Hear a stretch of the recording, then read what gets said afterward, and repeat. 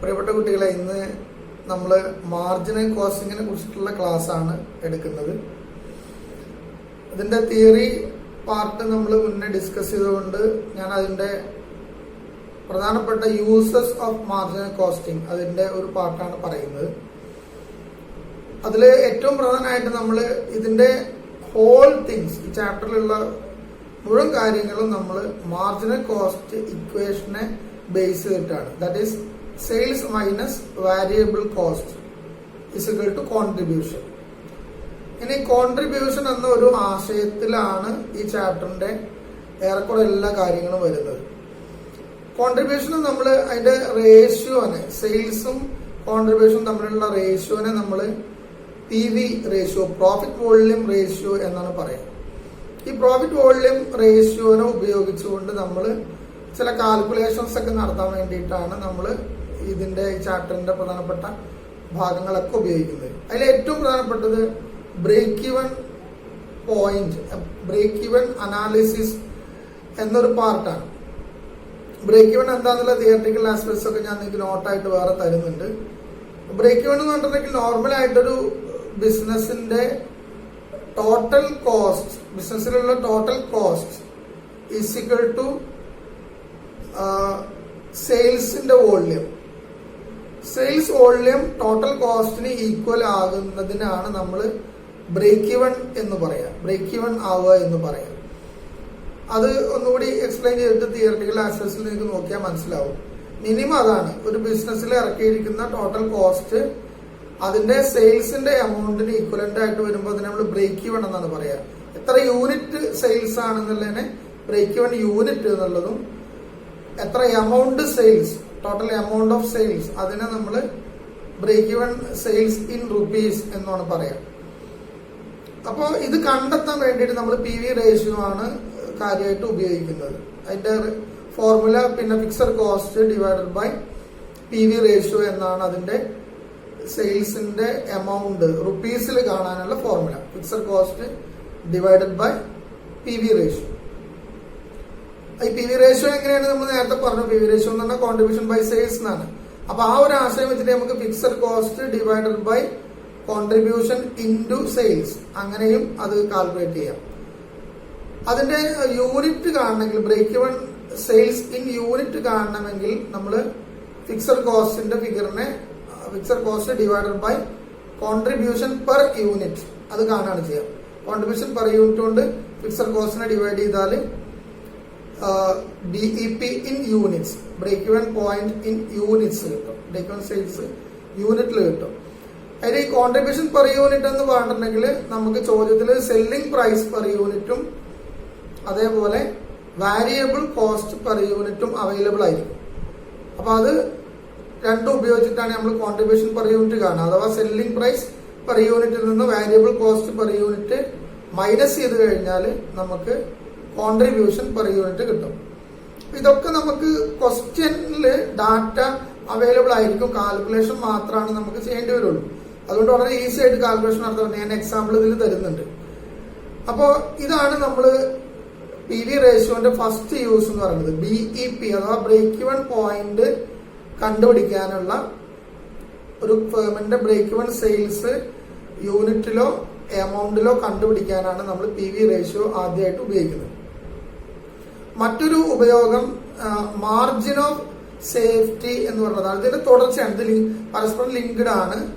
Margin of safety എന്ന് പറഞ്ഞാല് നമ്മുടെ ആക്ച്വൽ സെയിൽസ്, ഒരു ഫേമിന്റെ ആക്ച്വൽ സെയിൽസ് തന്നിരിക്കുന്ന, നമ്മൾ ചോദ്യത്തിൽ തന്നിരിക്കുന്ന ഒരു സെയിൽസിന്റെ എമൗണ്ട് ഉണ്ടാവും.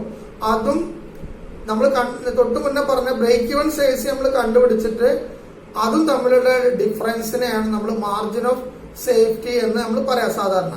അഥവാ അതിനെ നമ്മൾ മാർജിൻ സേഫ്റ്റിന്റെ സിമ്പിൾ ഇക്വേഷൻ അതാണ്. അഥവാ actual sales minus break even sales, ഇതിന്റെ രണ്ടിന്റെയും കൂടി ഡിഫറൻസിനെ നമ്മൾ മാർജിൻ ഓഫ് സേഫ്റ്റി എന്നാണ് പറയാം. ഇതിൽ മാർജിൻ ഓഫ് സേഫ്റ്റി കാണാൻ നമുക്ക് PV റേഷ്യോയും ഉപയോഗിക്കാം. PV റേഷ്യോ ഉപയോഗിച്ചിട്ടും മാർജിൻ സേഫ്റ്റി കാണാം. അത് ക്വസ്റ്റ്യനിൽ നമുക്ക് ഏത് ഡാറ്റയാണോ അവൈലബിൾ അതനുസരിച്ചിട്ടാണ് നമ്മൾ മാർജിൻ ഓഫ് സേഫ്റ്റി കാണാം. MOS എന്നാണ് നമ്മൾ മാർജിൻ ഓഫ് സേഫ്റ്റിനെ ചുരുക്കിയിട്ട് പറയാം. അപ്പൊ MOS കാണാൻ PV റേഷ്യോ ഉപയോഗിക്കുകയാണെങ്കിൽ formula profit divided by PV ratio എന്നാണ്. Profit divided by P V ratio എന്നാണ് നമ്മൾ മാർജിൻ ഓഫ് സേഫ്റ്റി കാണാനുള്ള ഫോർമുല എന്ന് പറയുന്നത്. അപ്പൊ രണ്ട് രീതിയിലും കാണാം. ആദ്യം പറഞ്ഞ actual sales minus break even sales എന്നുള്ള ഫോർമുലയിലും കാണാം. അത് ആ ഡാറ്റയാണ് അവൈലബിൾ എങ്കിൽ, അല്ലെങ്കിൽ profit divided by P V ratio എന്നുള്ള ഫോർമുല ഉപയോഗിച്ചിട്ടും കാണാം. ഇത് രണ്ട് ഉപയോഗമാണ് നമ്മൾ പ്രധാനമായിട്ട്. പിന്നൊരു ഉപയോഗം എന്ന് പറഞ്ഞാല് നമ്മളൊരു ക്വസ്റ്റ്യൻ ചോദിക്കും, ഒരു നിശ്ചിത എമൗണ്ട് പ്രോഫിറ്റ് കിട്ടണമെങ്കിൽ, അഥവാ ഒരു ഫേമിന് 50,000 രൂപ പ്രോഫിറ്റ് കിട്ടണമെങ്കിൽ എത്ര രൂപയുടെ സെയിൽസ് നടക്കേണ്ടി വരും? The amount of sales to get a profit of ₹50,000 എന്നൊരു ക്വസ്റ്റ്യൻ ചോദിക്കുകയാണെന്ന് വെച്ചാൽ, അത് നമ്മൾ നേരത്തെ തൊട്ട് മുന്നേ പറഞ്ഞ BEP സെയിൽസിന്റെ ഫോർമുല ഉണ്ടല്ലോ, അത് ഉപയോഗിച്ചിട്ടാണ് ശരിക്കും നമ്മൾ ഈ ഒരു പ്രോഫിറ്റ് കിട്ടാനുള്ള സെയിൽസ് കാണുന്നത്. അത് ഇങ്ങനെയാണ്, അതിന്റെ ഫോർമുല ഇങ്ങനെയാണ്. നമ്മൾ നേരത്തെ പറഞ്ഞ BEP സെയിൽസ് കാണാനുള്ള ഫോർമുല പറഞ്ഞത് fixed cost divided by P V ratio എന്നാണ്. ആ ഫോർമുലയിൽ നമ്മൾ ഫിക്സഡ് കോസ്റ്റ് എന്നുള്ള ഡിനോമിനേറ്ററിൽ പ്ലസ് എത്രയാണോ നമുക്ക് കിട്ടേണ്ട പ്രോഫിറ്റ് എങ്കിൽ, നമുക്ക് ചോദ്യത്തിൽ ഇത്ര പ്രോഫിറ്റ് കിട്ടാന്ന് പറഞ്ഞിട്ടുണ്ടാവുമല്ലോ, അതിന്റെ ഡിസൈഡ് പ്രോഫിറ്റ് എന്നാണ് പറയാ. അപ്പൊ നമ്മൾ ഫോർമുല ഇങ്ങനെയാണ് പറയാ, fixed cost plus desired profit divided by P V ratio. അഥവാ BEPയുടെ റേഷ്യോ കാണാൻ, BEPയുടെ എമൗണ്ട് കാണാനുള്ള ഫോർമുലയിൽ നമ്മുടെ ന്യൂമറേറ്ററിന്റെ മുകളിൽ നമ്മൾ പ്ലസ് ആ കിട്ടേണ്ട പ്രോഫിറ്റിന്റെ എമൗണ്ട് ആഡ് ചെയ്ത് കൊടുത്താൽ മതി. അപ്പൊ നമുക്ക് 50,000 രൂപ പ്രോഫിറ്റ് കിട്ടാൻ എത്ര സെയിൽസാ വേണ്ടതെന്ന് അറിയാൻ ചോദ്യത്തിൽ നമുക്ക് ഫിക്സഡ് കോസ്റ്റ് തന്നിട്ടുണ്ടാവും. Fixed cost plus 50,000 divided by തന്നിരിക്കുന്ന പി വി റേഷ്യോ, അല്ലെങ്കിൽ നമ്മൾ കണ്ടുപിടിച്ച പി വി റേഷ്യോ. ഇങ്ങനെയാണ് നമ്മൾ എന്ത് ചെയ്യുന്നത്, സെർട്ടൻ എമൗണ്ട് പ്രോഫിറ്റ് കിട്ടാൻ എത്ര സെയിൽസ് ആണ് വേണ്ടത് എന്ന് കണ്ടുപിടിക്കുന്നത് ഈ ഫോർമുല ഉപയോഗിച്ചിട്ടാണ്. ഇതാണ് നമ്മുടെ പ്രധാനപ്പെട്ട ഇതിലുള്ള കാൽക്കുലേഷൻസ് ആയിട്ട് വരുന്നത്. പിന്നെ നമ്മൾ ഇതിന്റെ ഫസ്റ്റ് തന്നെ നമ്മൾ പറയുന്ന മാർജിനൽ കോസ്റ്റ് ഇക്വേഷനെ ബേസ് ചെയ്തിട്ട് നമ്മളൊരു മാർജിനൽ കോസ്റ്റ് സ്റ്റേറ്റ്മെന്റ് ഉണ്ട്. അഥവാ ഒരു നിശ്ചിത സെയിൽസ് തന്നാൽ എത്ര പ്രോഫിറ്റ് ആണെന്നൊക്കെ കണ്ടുപിടിക്കാൻ നമ്മൾ ആ സ്റ്റേറ്റ്മെന്റ് ആണ് ഉപയോഗിക്കുക. ആ സ്റ്റേറ്റ്മെന്റ് വളരെ സിമ്പിൾ ആണ്. ഞാൻ അതിന്റെ ഒരു എന്താ പറയാ, അതിവിടെ ഷെയർ ചെയ്തിട്ടുണ്ട്, നിങ്ങൾ നോക്കിയാൽ മതി.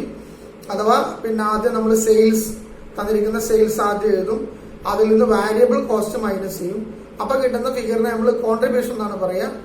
ആ കോൺട്രിബ്യൂഷന്റെ തൊട്ട് താഴെ ലെസ് ഫിക്സഡ് കോസ്റ്റ് എന്ന് എഴുതും.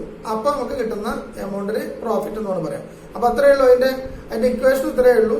Sales less variable cost contribution less fixed cost is equal to profit. ഇതാണ് മാർജിനൽ കോസ്റ്റ് സ്റ്റേറ്റ്മെന്റ് എന്ന് നമ്മൾ പറയാം. ഇത് നമ്മൾ സ്റ്റേറ്റ്മെന്റ് ആയിട്ട് ഇങ്ങനെ എഴുതി വെക്കുമ്പോൾ, അപ്പൊ ഇത് നമ്മൾ പ്രോഫിറ്റ് കണ്ടുപിടിക്കാൻ വേണ്ടിയിട്ട് നമ്മൾ ആ ഒരു ഇക്വേഷൻ ഉപയോഗിച്ച്, അല്ലെങ്കിൽ ആ ഒരു സ്റ്റേറ്റ്മെന്റ് ഉപയോഗിച്ചിട്ടാണ് ഒരു നിശ്ചിത എമൗണ്ട് സെയിൽസ് ഉണ്ടെങ്കിൽ എത്രയാണ് പ്രോഫിറ്റ് എന്ന് കണ്ടുപിടിക്കാം.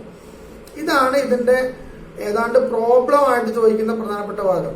ഇതിൽ നമ്മൾ BEP എന്നുള്ളതിന് നമുക്ക് ഗ്രാഫിക്കൽ റെപ്രസെന്റേഷനിലും എന്ത് ചെയ്യാൻ പറ്റും, കാൽക്കുലേറ്റ് ചെയ്യാൻ പറ്റും. അത് ഞാൻ നിങ്ങൾക്ക് അതിന്റെ ഒരു എന്താ പറയാ, ഒരു സ്ലൈഡ് ഞാൻ ഷെയർ ചെയ്യുന്നുണ്ട്, അതിലൂടെ നിങ്ങൾ മനസ്സിലാക്കിയാൽ മതി. അപ്പോ ഇത്രയും കാര്യങ്ങൾ ഞാനിപ്പോ ഇത്രയും പറഞ്ഞത് മാർജിനൽ കോസ്റ്റ് ഇക്വേഷനെ ബേസ് ചെയ്തിട്ട് നമ്മൾ ആദ്യം പി വി റേഷ്യോ എങ്ങനെയാണ് കാണുക എന്ന് പറഞ്ഞു. എന്താണ് മാർജിനൽ കോസ്റ്റ് ഇക്വേഷൻ, പിന്നെ പി വി റേഷ്യോ എങ്ങനെയാണ് കാണുക. പി വി റേഷ്യോ ഉപയോഗിച്ചിട്ട് നമുക്ക് എന്തൊക്കെ കാണാൻ പറ്റും, BEP യൂണിറ്റ്സും കാണാൻ പറ്റും, BEP സെയിൽസും കാണാൻ പറ്റും. അതേപോലെ സെക്കൻഡ് നമ്മൾ മാർജിൻ ഓഫ് സേഫ്റ്റി എന്ന് പറയുന്ന ഒരു ആശയം പറഞ്ഞു. അത് കഴിഞ്ഞിട്ട് നമ്മളൊരു നിശ്ചിത പ്രോഫിറ്റ് കിട്ടാൻ എത്ര സെയിൽസ് വേണം എന്നെങ്ങനെയാണ് കണ്ടുപിടിക്കുക എന്ന് പറഞ്ഞു. പിന്നെ നമ്മൾ ഒരു നിശ്ചിത സെയിൽസിൽ എത്ര പ്രോഫിറ്റ് ഉണ്ട് എന്ന് എങ്ങനെയാണ് കണ്ടുപിടിക്കുക എന്നും പറഞ്ഞു. ഇത്രയും കാര്യങ്ങളാണ് ഞാനിപ്പോ ഈ വീഡിയോയിൽ പറഞ്ഞിരിക്കുന്നത്. ഇതിന്റെ ഞാൻ കുറച്ച് ക്വസ്റ്റ്യൻസും കൂടി ഇതിന്റെ സബായിട്ട് ഇതിന്റെ കൂടെ ആഡ് ചെയ്ത് നിങ്ങൾക്ക് തരുന്നുണ്ട്. ആ ക്വസ്റ്റ്യൻസും കൂടി നിങ്ങൾ ആൻസർ ചെയ്ത് നോക്കണം. ഞാൻ എക്സാമ്പിൾ ഇതിന്റെ കൂടെ ഫിക്സ് ചെയ്തിട്ട് ഒന്നുകൂടി ഒരു വോയിസും കൂടി വിടാം. ഓക്കെ, എന്തായാലും നിങ്ങൾ വളരെ സീരിയസ് ആയിട്ട് ഈ ഭാഗം മാർജിനൽ കോസ്റ്റിംഗിന്റെ ഭാഗം വളരെ സീരിയസ് ആയിട്ട് നോക്കേണ്ടതാണ്. യൂണിവേഴ്സിറ്റി എക്സാമിനേഷനിൽ ഇതിന് വളരെയധികം ഇമ്പോർട്ടൻസ് ഉണ്ട് ഈ ഒരു പാർട്ടിന്. അപ്പൊ വളരെ സീരിയസ് ആയിട്ട് ഇതിന്റെ പ്രിപ്പറേഷൻ നടത്തണം, പ്രോബ്ലംസ് പ്രാക്ടീസ് ചെയ്യണം. എന്തെങ്കിലും ഡൗട്ട്സ് ഉണ്ടെങ്കിൽ എന്റെ നമ്പറിൽ കോൺടാക്ട് ചെയ്യണം. ഓക്കെ.